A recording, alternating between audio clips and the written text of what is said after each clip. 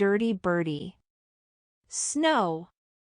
David Roberts, written by Alan MacDonald. Snow.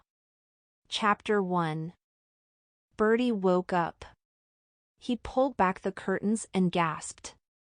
Snow.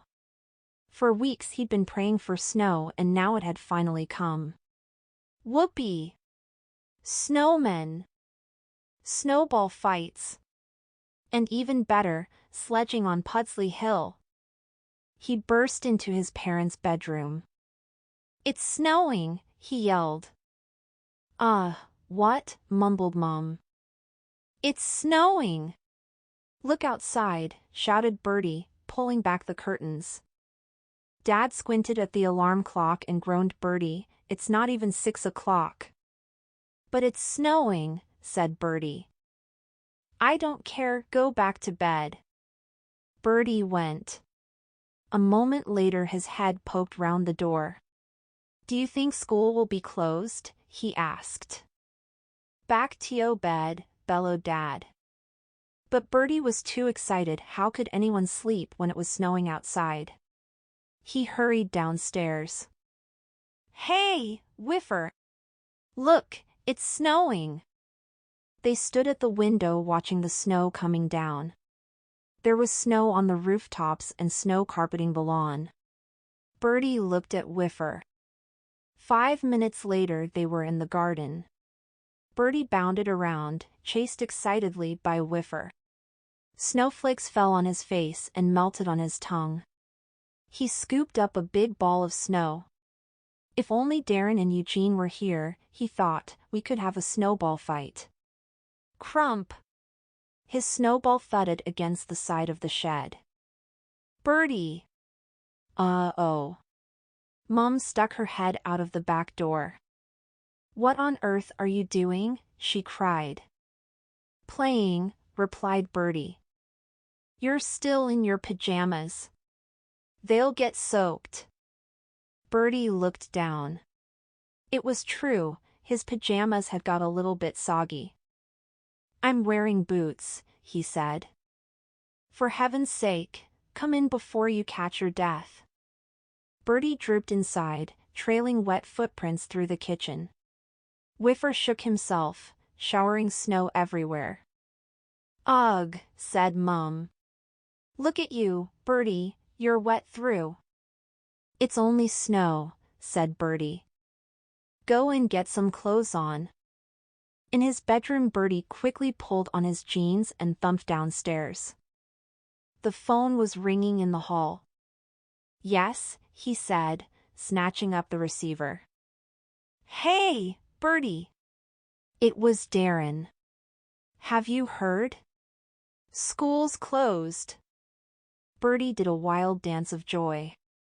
We can have snowball fights, he whooped. And go sledging, cried Darren. I'll meet you at Pudsley Hill, said Bertie. Tell Eugene. Okay. Bring your sledge, said Darren. Bertie slammed down the phone. This was going to be the greatest day ever. No. School, no mean old Miss Boot, he could spend the whole day playing in the snow. Wait a moment, though. Bertie gulped. Didn't his sledge accidentally get broken last year when they tried it with 4 people? Arg! Disaster! He had to find a sledge and fast. Guess what? School's closed, cried Bertie, scooting into the kitchen. Dad groaned. Susie cheered. Can I go sledging with my friends? Asked Bertie. Mom sighed. After breakfast. And can we get a new sledge? Certainly not, said Dad. But ours is broken, moaned Bertie. And whose fault is that? Said Mom. It wasn't mine. I told Darren he was too heavy. Well. We're not wasting money on sledges so you can break them, said Mom. If you're that desperate, go and ask your gran. Why, is she going sledging? I mean, ask if she's got a sledge. I'm sure she used to have one. Chapter 2. Gran was still in her dressing gown when Bertie knocked on her door. Bertie, she said. Shouldn't you be at school? School's closed, whooped Bertie. It's snowing. So I see, said Gran. You'd better come in. Bertie stamped his boots on the mat. I've got the whole day off, he panted. And me and my friends are going sledging, only there's one problem: we don't have a sledge. Oh dear, said Gran. So what are you going to do? I was hoping you'd got one, said Bertie. A sledge? Gran frowned. I think I did have one somewhere. It belonged to your dad. But you kept it? Asked Bertie hopefully. Well, I don't remember throwing it out. Great. Then can I borrow it, I mean, if you're not using it? Gran smiled. I'm not right now, she said. Wait while I get dressed and we'll have a look in the shed. Gran's shed was so full of junk it was difficult to get in the door. Bertie stared at the jumble of deck chairs, boxes, and rusty lawnmowers. Gran waded in and began to hunt through the piles of stuff. Finally she found what she was looking for. There! I knew it was here somewhere, she said. Bertie stared, boggle-eyed. The sledge looked like something out of the Stone Age. It was made of heavy planks of wood nailed together. At the front was a bit of knotted old rope for steering. It smelled of mold. Your dad used to love the sledge, said Gran, brushing off a cobweb. Really? Said Bertie. In the old days sledges must have been rubbish. Today they were light and fast, and you didn't need a team of huskies to pull them. What do you think? Said Gran. Oh, yeah. Thanks, Gran, said Bertie, trying to sound enthusiastic. At least it was a sledge, and right now it was better than nothing. Bertie dragged the sledge down the street. By now all his friends would be up at Pudsley Hill. As he turned the corner, a boy came out of a shop with his mom, pulling a sledge behind him. Bertie's heart sank. It was Noel Nick, the last person on earth he wanted to see. Oh, hello, Bertie, he sneered. Hello, said Bertie coldly. Bertie had never met Nick's mom before. She looked exactly like him, pale and neat with a long, snooty nose. She stared at Bertie as if he had fleas. And who is this, Nicholas? She said. One of your school friends? No, this is Bertie, said Nick with a sickly grin. Going to Pudsley Hill? I might be, said Bertie. V got a new sledge, boasted Nick. It's a Speedster 2000. Isn't it a beauty? Bertie stared. It was the sledge of his dreams, curved and sleek, with steel runners and go faster stripes down the side. Trust Nick to have the best sledge you could buy. Mummy said I could have any one I liked, didn't you, Mummy? He simpered. Of course I did, Bunnykins.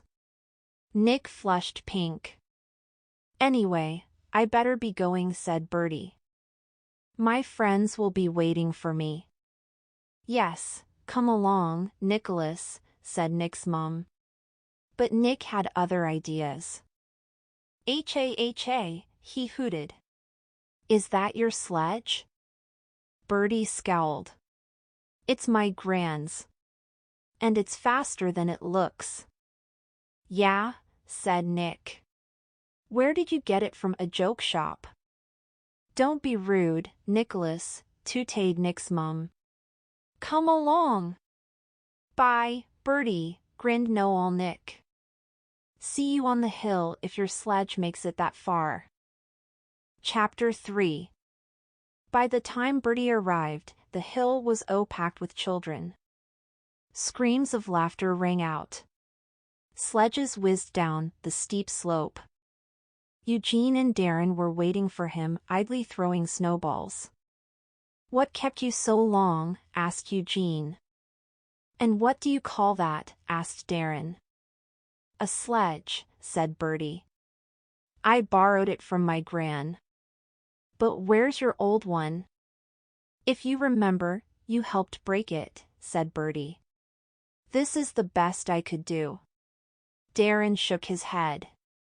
"That's going to be rubbish," he said.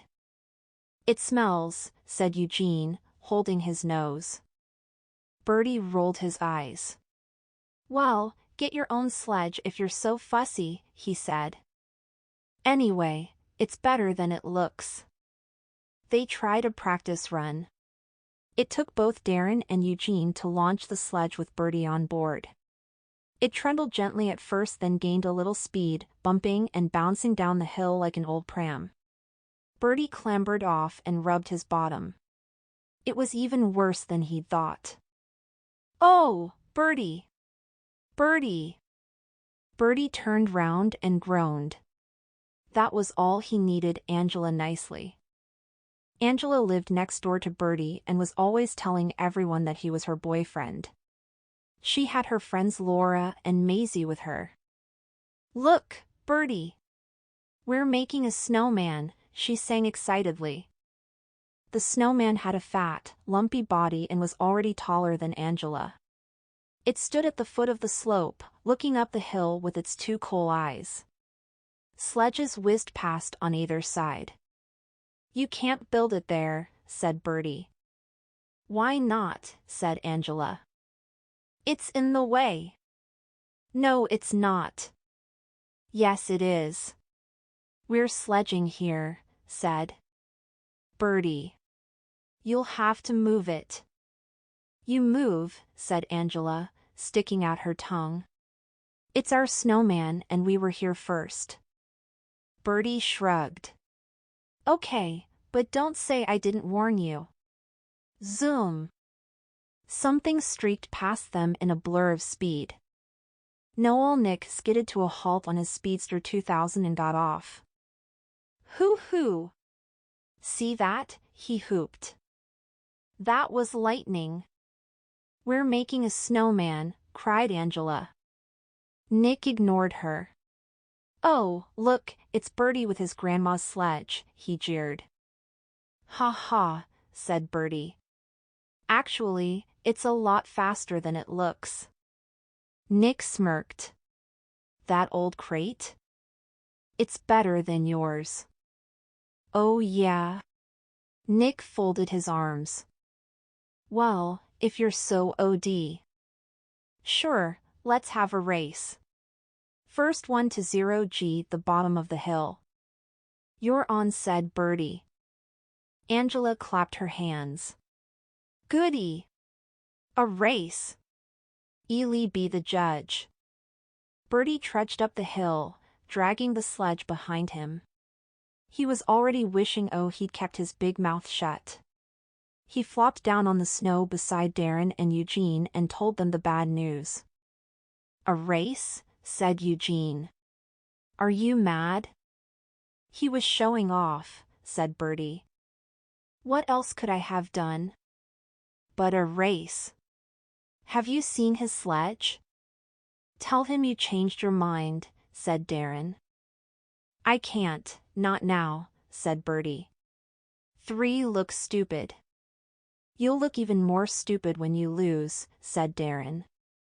"You never know," said Bertie. "I might win."